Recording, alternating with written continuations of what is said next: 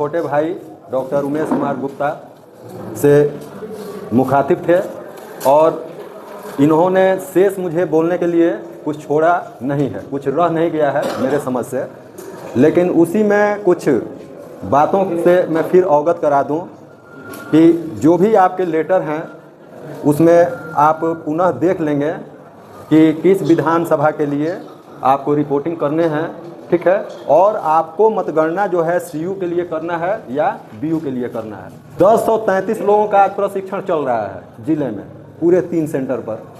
अब कितने लोगों की ज़रूरत है विथ रिजर्व, ठीक है, हो सकता है कि इसमें फाइनल जो अपॉइंटमेंट हो उसमें कुछ लोगों का नहीं भी लगे, हमेशा ये अधिक लोगों को तैयार किया जा रहा है।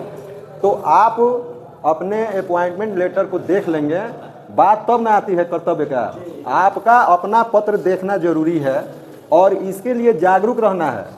आपका भी ये फर्ज है कि अगर कोई मैसेज है या लेटर है आप तक कन्वे नहीं हो पाया तो आप ट्रेनिंग लिए हैं, आप इस अपने जिस स्तर से ये समझ में आ जाए कि भाई मेरी ड्यूटी लगी है या नहीं लगी है, इसको आप जानने का प्रयास कर लेंगे। जहाँ भी ड्यूटी लगी होगी, जो रिपोर्टिंग टाइम है, हाँ, आपको लिखा रहेगा और बिल्कुल इसमें लेट लतीफ़ी नहीं चलती है। आपका जो रिपोर्टिंग टाइमिंग है आप उस पर अपना रिपोर्टिंग कर देंगे।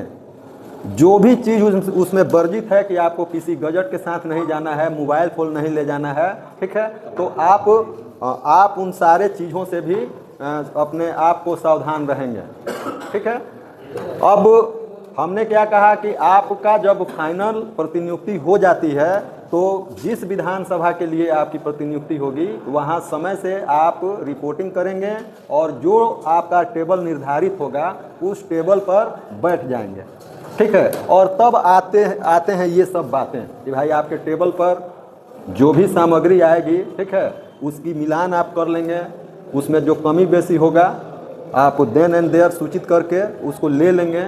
और ये टोटल ये भी टीम वर्क है, ठीक है। ये ऐसा कुछ नहीं है कि ये बहुत बड़े पदाधिकारी ये हो गए, ये छोटे पदाधिकारी हो गए और ये भी टीम वर्क है। हम पूछते हैं कि हम सारा रिपोर्ट सही दें, ठीक है, और फिर इस रिपोर्ट में भैरी कर जाए, ऑब्जर्वर साहब अलग रिपोर्ट दे दें, तो क्या वहाँ रिकाउंटिंग नहीं होगी? होगी, ठीक है, रिकाउंटिंग होगी। और रिकाउंटिंग होगी तो फिर ये सारे लोग रहेंगे कि नहीं रहेंगे, ठीक है। ये टोटल टीम वर्क है। अगर ये बात सही है कि इनको हमेशा ये ट्रेनिंग दी जाती है कि आप मतगणना सहायक और मतगणना सुपरवाइजर के जो काम हैं, जो लिमिटेशन हैं, जो उनके दायरे हैं, आप उसमें कोई हस्तक्षेप नहीं करेंगे। आपको माइक्रो ऑब्जर्वर्स यानी सूक्ष्म रूप से आपको क्या करना है, निरीक्षण और परीक्षण करना है, ठीक है। तो सूक्ष्म रूप से कोई तभी परीक्षण आपका करेगा जब वो सारे चीज़ों को खुद क्या करता हो, जानता हो। अगर मान लीजिए कि सीयू से काउंटिंग हो रही है तो वो भी व्यक्ति सारे पहलुओं को क्या करता हो, सूक्ष्म तरीके से जानता हो। हमने क्या कहा कि अगर सारे रिपोर्ट के बाद ये दोनों रिपोर्ट भैरी जब करेंगे, ठीक है, तो जैसे ही आगे जाएंगे ये मामला क्या होगा, फिर वहाँ देखा जाएगा कि भाई 2 तरह की रिपोर्ट 2 लोग कैसे कर रहे हैं, ठीक है। तो ये टोटल टीम वर्क है, इसमें हमेशा टीम वर्क में ही काम करना चाहिए। अब अभी हम लोग सुन ही रहे थे कि सर हम ये दिखाएंगे तो लिखेंगे कैसे, ठीक है। भाई जो किताब में है, जो दिशा निर्देश है आपको कहा जा रहा है, ठीक है। P2 का ट्रेनिंग हम लोग देते हैं तो हमेशा ये कहते हैं कि ये अमिट स्याही के प्रभारी होंगे, 17 रजिस्टर के प्रभारी होंगे, लेकिन व्यवहार में वहाँ क्या कर दिया जाता है। आपने देखा भी होगा कि कार्रवाई एक जगह हुई है 2 उंगली में स्याही लगाने की वजह से, तो P3 पर हो गई है, P3 पर, ठीक है। चूँकि PU साहब ने ये रिपोर्ट दे दिया है कि भाई हमने क्या किया, सहूलियत के हिसाब से कि P3 को देखना ही होता है अमिट स्याही, तो हमने क्या कर दिया था, उन्हीं को निर्देशित कर दिया था कि आप ही क्या करेंगे, अमिट स्याही को लगा देंगे, ठीक है। तो ये तमाम बात है। तो ऐसा कुछ नहीं है। अगर सुपरवाइजर साहब ही इसको रिले कर रहे हैं, कह रहे हैं कि आप ही लिखिए, आप बढ़िया से लिख लेंगे, ठीक है, वहाँ किसी को इस तरह का कोई ऑब्जेक्शन नहीं है। आपको ये ध्यान देना है कि ये जितने चुनाव से संबंधित जितने भी पहलू हैं, जितने भी लोग काम कर रहे हैं, ठीक है, ये सिर्फ 14 तारीख का जो मेन काम है, ठीक है, उसी के लिए सब हो रहा था, ठीक है।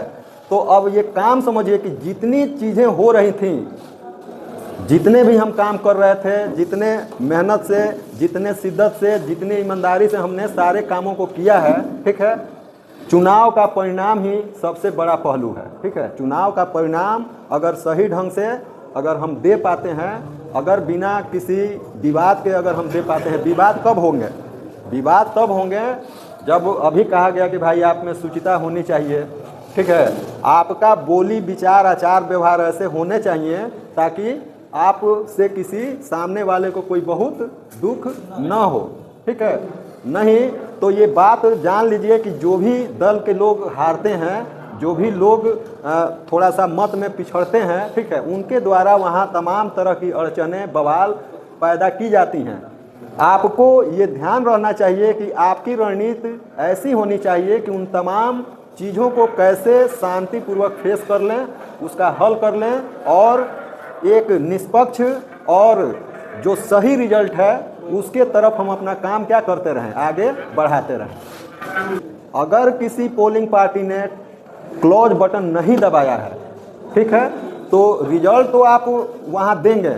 आपको ये बताया गया कि आप अपने से क्लोज बटन नहीं दबाएंगे। चूँकि ये बात जब सामने आएगी कि इस पोलिंग पार्टी ने वहाँ PO, P1, P2, P3 किसी को ये संज्ञान नहीं आया कि इलेक्शन के बाद क्लोज बटन को क्या कर देना है, दबा देना है, मतदान को बंद कर देना है, ठीक है। तो इस बार ये बहुत बड़ी चूक मानी जा रही है। उस पूरे पोलिंग पार्टी को क्या किया जाएगा, पेन पेपर में इन सारे चीज़ों को उस दायरे में लाया जाएगा, उन पर कार्रवाइयाँ होंगी। एक और जो बदलाव हुए हैं कि आपको अगर 17C और जो भी लेखा जोखा है और CU के मत में अगर अंतर होंगे तब भी उस सारे टीम के लोगों पर उस जद में आएंगे, सारे लोग उन पर कार्रवाइयाँ होंगी।